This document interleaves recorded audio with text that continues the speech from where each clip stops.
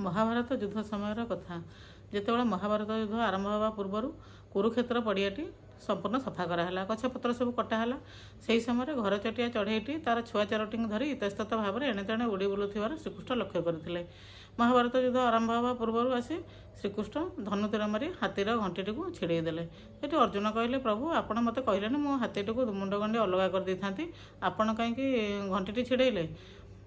श्रीकृष्ण कहले जहाँ हबार था होगला से तुम्हें किसी चिंता कर ना। घंटी जा गोटे गछ मूले पड़ा।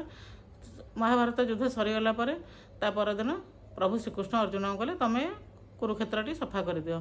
जो अर्जुन सफा करती सब सफा कले घंटी टेकिकी काढ़ीदे। घंटी काढ़ला समय ता भितर घर चटिया चढ़ईटी और तार चारोटी छुआ रही से खुशी मन में उड़ीगले।